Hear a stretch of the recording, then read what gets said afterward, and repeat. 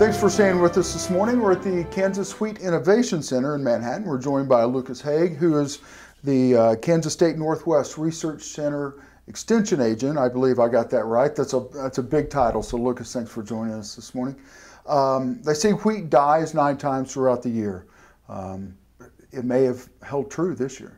Yeah, we certainly put it through its paces. Even though we had a really tremendous start, I mean, we had some of the best stands conditions to drill into, and good stands that we'd had in a long time this fall. But a lot of that really changed there in mid-November, 9th, 10th, 11th November. It was really that Arctic blast that came through really changed the tone and our yield prospects out of this crop. And so that's something we've seen, especially so in my territory, northwest, north central Kansas. We had significant winter injury across that entire territory.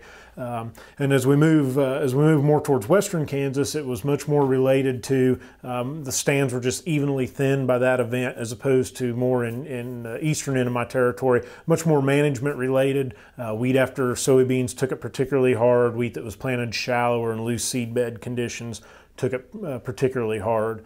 But the underlying event that really drove this was, we had almost too good of conditions last fall. We were too warm, and so it takes time to harden off wheat, to harden off the crowns in those plants. And for that to happen, we really have to have the crown temperature below about that 50 degrees Fahrenheit. And ideally, we got to be down around that 40 degrees to actually have much of that process. We accumulate solutes or sugars in the crown, and that's what, it's kind of like adding glycol to water to antifreeze, and we lower the freezing point in that crown. We just didn't have the cool temperatures we needed to start that process. And so when that Arctic blast came through there in mid-November, essentially our wheat had not been hardened off at all, and that's why we've seen the thinning of the stands that we did. So immediately at that point, we'd already kind of capped some of our yield potential then. Dividing line in the state, I know there are parts of the state that we've got great yields. We're hearing numbers now coming in 70 bushels. Parts of it we may see 10 bushels. Was there kind of a dividing line on that?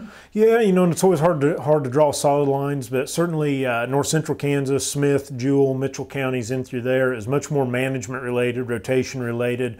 We've still seen winter injury in Russell County. By the time we was down into southern Ellsworth County, into Barton County, a lot less winter injury there.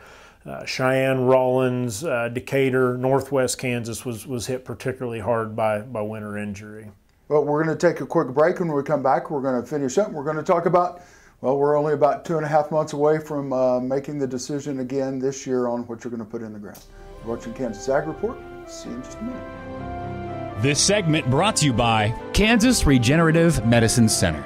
Your stem cells, your health, your life. Farmers Insurance, your best protection against the unexpected. Call Agent Dan Key at 785-408-5459. Grass and Grain, online or in the mail, keeping Kansas farmers informed for over 60 years. grassandgrain.com.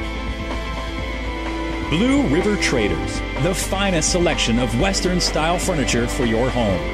BlueRiverTraders.com.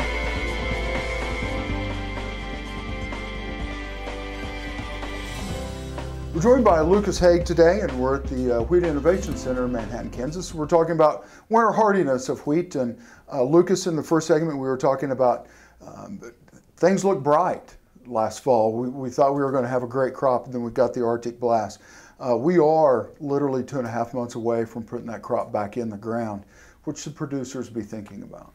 So I'm really cautioning producers from putting too much weight into what happened this past year. It's really an odd event that we would have that type of that Arctic blast come through without having that wheat hardened off. And so we had a lot of questions about why did our ratings for winter hardiness not line up with what we were seeing in the field. And it's because typically our winter hardiness is scored off of assuming the wheat's already hardened, how well does it tolerate an exceptionally cold winter or periods of warming up and cooling down. So that's a completely different type of event than what we experienced this year. So I caution folks from putting a lot of weight into that. I still think we need to look at overall factors for our wheat variety selection, drought tolerance. Do we have some natural resistance to stripe rust? Wheat streak mosaic was certainly a large issue in many areas this year in the state. So still, I think it's important we look at the whole package when making that decision. And I know there are a lot of varieties coming out of K-State right now.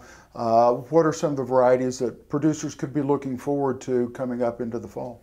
Sure. So Oakley and Canmark are two new releases out of K-State. Oakley CL done exceptionally well this year due to its wheat streak resistance and also held up really well under stripe rust pressure. Canmark I think is going to be an excellent fit for us in western Kansas, especially under irrigation.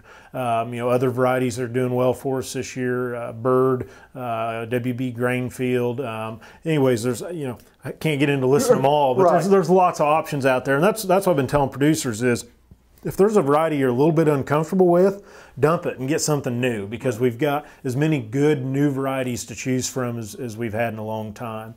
TAM 111 has really dominated the acreage in western Kansas so far. We don't see it in that top grouping in the yield trials much anymore. I think it's time we start thinking about dialing back those acres and replacing it with some other material. Denali actually has TAM 111 in its pedigree and is a good fit for a potential replacement, very broadly adapted across western Kansas. Again, we have the opportunity to plant into some great subsoil moisture this year. I mean, we should be optimistic, hopefully optimistic about the 2016 crop. Yeah, I think there's a lot of things to be positive about. It's still important. We got time between now and planting time. It's important to keep that ground in condition, keep our weed control under wraps, so we can not let the weeds rob us of that moisture we need to get the crop off to a good start. And good opportunity for producers to look at the performance test data, www.agronomy.ksu.edu. Look at our performance test data and strongly consider looking at some seed-applied fungicides this fall. I think would be a good thing for producers to consider as well. Well, another thing you need to probably keep in mind is, as we're starting to move into that, is making good contact with your local seed dealer, and following up with them and finding what works best in your area. So, Lucas, thanks for joining us this morning. You bet. Thank you. You're watching Kansas Ag Report. We'll see you in just a minute.